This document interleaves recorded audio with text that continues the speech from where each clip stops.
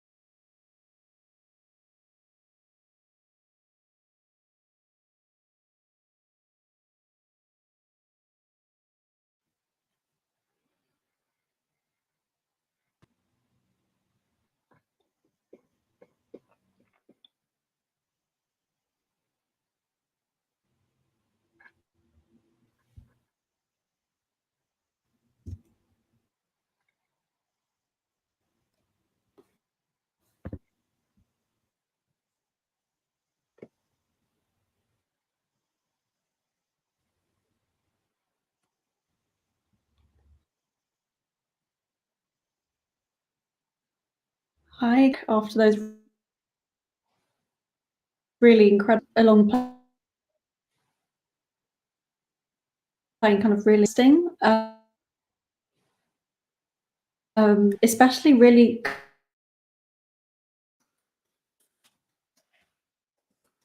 kind of sense work at the moment. Definitely really. So maybe a good player, can you talk inspiration and kind of? Yeah, of course. Thanks for them kind words.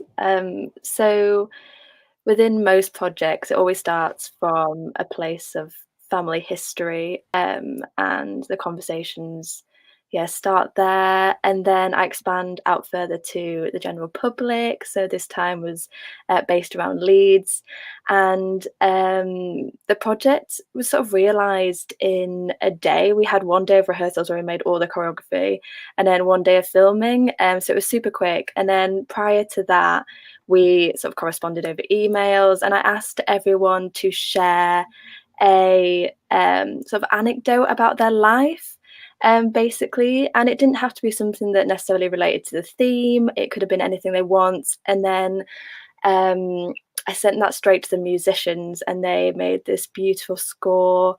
And then during the sort of first rehearsal, we just went from there and started working in groups and in pairs, and giving solos for those who were sort of feeling comfortable enough. And yeah, sort of expanded from there, really.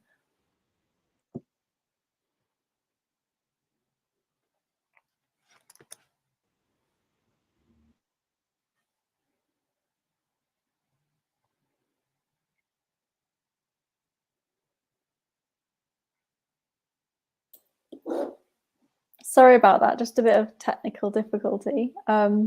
So it sounds like a really brilliant kind of collaborative and co-design process within this, but specifically kind of thinking about how you worked with professional and non-professional dancers. Can you chat a bit more about that process? Yeah, of course. So the narrative of this project was really important, that it was run by the participants and not by me. And we did that in trying to make a nice safe space for us to all work together. And I'm not a trained dancer in any way. So I come to it with enormous sense of naivety. And one reason why I love working with professional dancers is they also teach me a lot about dance at the same time. But I'm also really interested in the untrained body, and I don't think either is better than the other. But sort of the process that we go through a lot of the time, if I'm sort of creating a movement and I show a professional dancer a movement, they very much interpret it in a whole new way, because their bodies are so much better trained than mine. And I've always really liked that relationship. And then working with sort of untrained dancers just adds another level of that, where I'm doing a movement which isn't done to the exact accuracy, and then they're copying that and then doing a different, like, unexact accuracy. So I feel like it was all these layers that were sort of going on top of each other that I really like, and is definitely something I'd want to do again in the future. Wow, so it sounds like a really kind of flexible, adapting process. So maybe kind of think about, like, maybe how do you kind of interpret this distinction between the professional and the non-professional dancer? Because, it might be interpreted as a little binary. So, how do you navigate this? Yeah, definitely. I think it could be. And I think the word professional probably in a lot of terms is not the best word, but I do feel like with dance there is um I don't know, I feel like it's not just an art or a craft to dance, you're also an athlete. And there is a form of training where it's undeniable if you've had that many hours put in or not. And I definitely don't mean the word professional in you have to do the traditional route of education. Like Maiya, for example, she classes herself as self-taught because she goes to loads of dance classes, but she didn't take the educational route. And I think maybe that's what I mean when I'm talking about professional here, but I definitely don't value trained or untrained more than the other. And within this piece, it was really great to see sort of people that had more training in dance working with the people that hadn't and their relationships. And there was also friendships formed, which was really wonderful. And people have like done work after this and like joined dance classes together. So yeah, it was really great. Yeah, that's super, super nice when that happens and like relationships are formed from like a piece of work. And maybe, you know, it could result in more collaborations between these artists in the future. So that's super cool. I think kind of one other thing that looks really cool is the performance setting, in my opinion. So kind of what steered like certain decisions that you made about the setting? For example, you know, the unique location and the pink light. It was a mix really, because I got really lucky and found an amazing art organisation in Leeds called Skipco, and they allowed me to use the space for free. And when I was looking around, they sort of said I could do what I wanted to it, as long as it sort of comes back in its same form. And it was really interesting having them restrictions already put in before I went into the space. And I knew I wanted something that wasn't a stage, so that everyone was on the same level, like me, the videographer, and everyone in the space. And I knew that I wanted some natural light to come in, and there was like 24 windows in that space. But when it came to filming, that did actually turn out to be a little bit of an issue. So I spent a lot of time me and my two friends spent a lot of time putting tinfoil on the rest of the windows to make it dark. But I think the pink wasn't supposed to be connected to anything in particular apart from warmth. That was all I was trying to add there. And I wanted it to be, you'd go into the space and the performers would feel like they were performing. Because I think if you're not maybe had the experience of being a performer, like I find it really hard, if I've ever unfortunately had to do a performance, is to get into that role. And the environment was really trying to sort of create that space where you'd go from rehearsal to sort of professional dancing style. And I think because the project was so like one day event, I really didn't want to create preconceived ideas before I went into the space of the things we might talk about and the themes we might create together. So I didn't want to put loads of props in there, because I would have had to pre-plan them and I didn't know where it was going to lead. So I kept it really bare, and then so that the performers and the musicians were the main thing in the shot. Yeah, super. And I really think, you know, that pink light does give it some kind of flesh-like sensitivity and really kind of softens it. And for those of you who don't know, Skipco are a really brilliant, another brilliant, really great charity in Leeds. So do check out their work too, because they do a lot of co-production and work with communities too. So yeah, I mean, I think in terms of, you know, the components of the thing, you know, you've got the setting, you've got the performance, but you've also got, you know, one part of this work, which is the live musicians that you have in the space. So how did their process input or change kind of how you produce the work, both as the performance itself and the final moving image? Well, I've been working with NOVYMIR for a few years now, and it's always a joy, because they're not just my collaborators, but they're also two of my best friends. And I think that's really important in the work, because we're always tackling such sensitive topics, and they just come of it with such a level of sensitivity, and they push the themes in a way that I'd never be able to think of myself. And our process is always amazing, because I think with dance, there's so many levels of adding the music. Like, as I said before, we sort of got the ideas and I sent it to them and they created this piece. And then they're physically in this film, which is amazing because we haven't done that before. So there was like areas of interpretation where they could react to the dancers and the dancers could react to them. And then afterwards, like, I really class the editing as a form of choreography, because it can really change the speed and the whole sort of like feelings to the piece. So I then send it back and then they rework into that again. So it's a collaborative process throughout, not just at the beginning. I think like that's a kind of a misconception about kind of co-design and co-production, that it's kind of just in the process or the planning stages. And actually I think it's good that it's, you know, from literally the beginning to the end. And talking about the end in particular of you know, of this piece of work, it's your practice and kind of final outcomes, as it were, always seem like so just sleek and polished. Kind of, can I chat to you about like how you approach, I guess, post-production in this kind of co-produced process, if that makes sense? Yeah, of course. So I've got to put a lot of the sleekness down to having an amazing director of photography that I work with called Ben Sansom. And we've known each other for a few years now as well. So whenever we come to a shoot, we're always just, I think he completely understands the ideas I'm trying to get at. And I've constantly thought about whether I should take the camera into my own hands and whether I direct it. I feel like there is something different holding the camera and manipulating it. But I don't think it's something I'd do for a while, because especially with choreography, it's quite a funny one to film because people are moving around out of shot so quickly that you've really got to stay with the dancers. And I didn't want the video to be too detracting from the movements. So that was a really big part of our process together.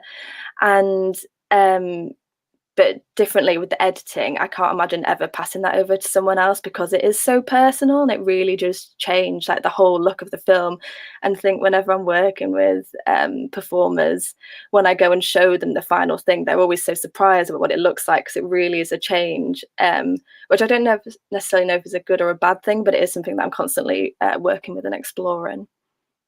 Yeah, no, of course. And I think it's, really important to kind of keep refining this process, as you keep creating new work. And I think that's like really exciting. So I guess just looking at some questions, we've got one here, which is kind of what inspired you to undertake this project. And I think we've kind of already chatted about the starting point, but is there anything you'd like to add? And I know you've kind of got support from Leeds Inspired from this. If you're able to talk about that a bit in that process.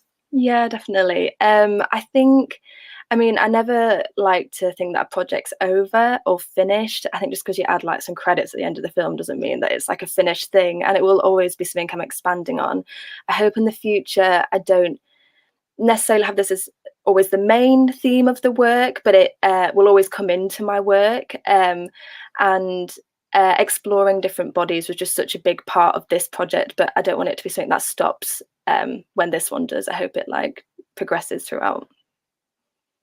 Yeah, of course. And just a reminder as well, you're welcome to pose questions to Annabel in the YouTube chat. Another one we've got in is also, what is next for you? What's next for you in your practice at the moment? What are you working on?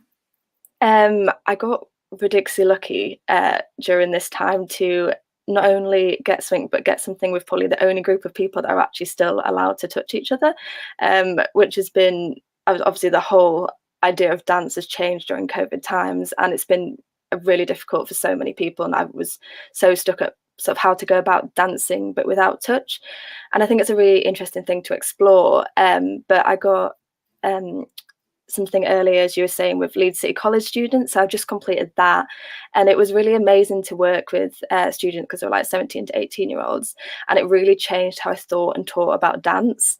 And I didn't realize how loose I was when I was talking about things before, when I'm like teaching other people things, because you can't be loose if you're teaching a group of like 20 people something, because they'll all do it slightly differently. So even like my language around movement just completely changed through it. And working with so many bodies. Before that, I'd only worked with like 4. So I think having so many different people's inputs and really been able to push, hopefully in a way, some of their ideas about character work and dance, and seeing the whole piece come to life at the end was really great. Brilliant. One quick follow-on question from that, I guess, is what's it like working with students at the moment at Leeds City College? What's it like having that process with students and kind of their ideas and perspectives? Yeah, I mean, it was really great. I don't envy them.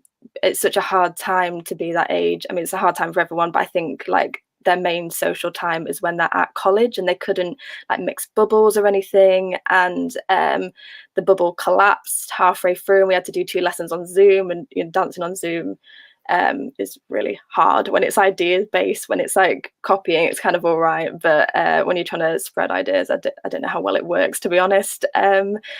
But I mean, it was just something that I just never could really imagine happening. I didn't think I'd be able to have the opportunity to work with that many people, and they all were so welcoming to the project. And it was good to see, you know, bits of nervousness when we were doing something new, and things that maybe when you work with professional dancers you don't get to see.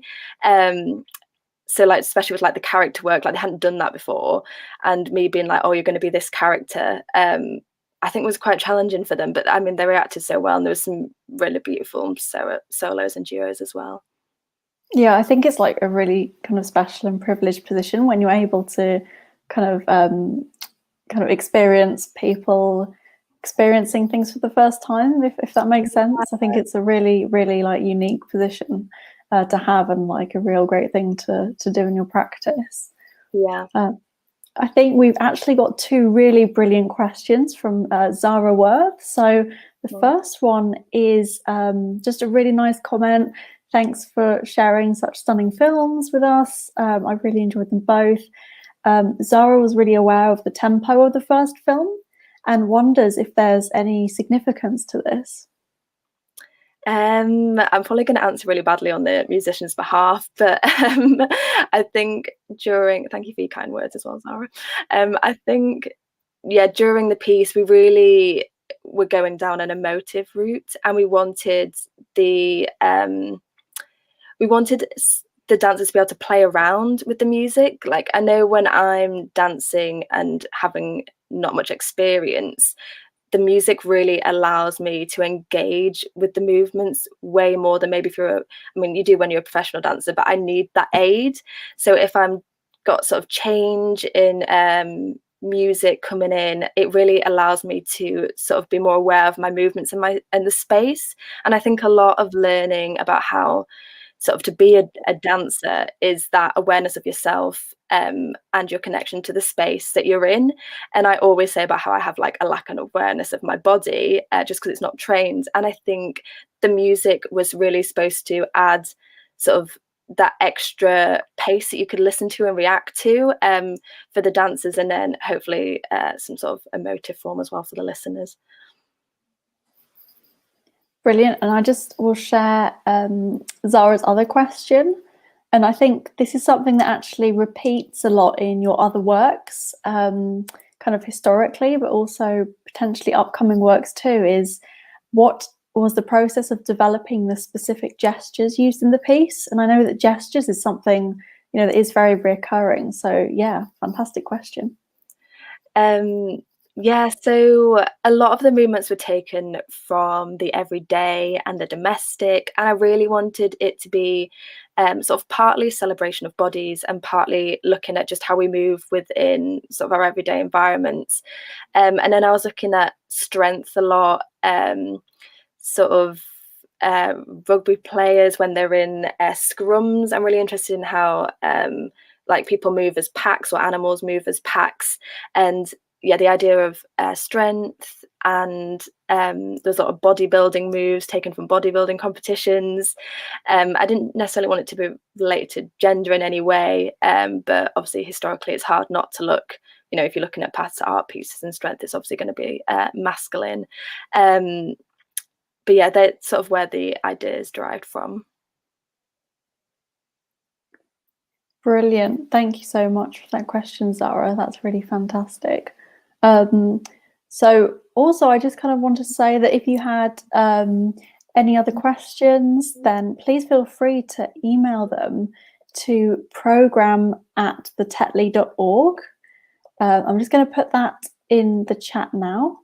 And I'm sure that Annabel would be really happy to answer those questions kind of at a later date and I'll just forward them on to Annabel if that suits you. But, you know, I think it sounds, you know, a really fantastic practice that you're working on, Annie. And like, thank you so much for sharing your work with us. Oh, thanks so much, George. I really appreciate it. And thanks to the Tetley for letting me be on here. I think this has to be, you know, has to have a record for the longest, you know, artist development mentoring program or associateship ever, because it's just been extended for such a long time. But honestly, it's been such a pleasure to be working with you for this like extended time. And yeah, and everyone, thank you so much being here with us this evening. It's been really fantastic. Oh, hold on. We have got another question from Bryony Bond. Oh, fantastic. Yeah, Bryony.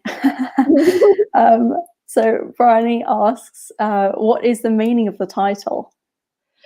So the title sort of just came from a conversation that I was having with a friend one day, and it was just about moving along or through something, like an experience, like in terms of plane, as in like everything is connected on a plane, and yeah, it's a little abstract, but it's just moving through something. Great, thanks, Annie. Thanks, Bryony. I do keep posting any other questions if you have anything or any kind of comments that you think. It doesn't have to be a question.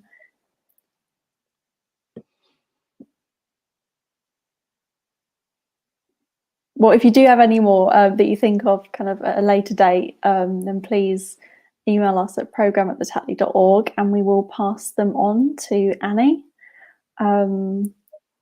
Great. Thank you so much, Annie, again, for being here with us this evening. Yeah, thank you so much, everyone. And also, kind of on the side, please do consider filling in an audience finder survey with us. The link is also down below in the description. So it's really useful and welcome for us to hear and act upon your feedback. And finally, if you did want to see more about the Tetley's Artist Associate Programme and hear about the other artists we're working with, who are Ro Hardacre, Jack Pell and KP Culver, then the link to the TAP site is in the description, so you can find out more about their practices too. But for now, we wish you a really great evening. Thanks for joining us. Thanks so much. Thanks. Okay, bye. Bye.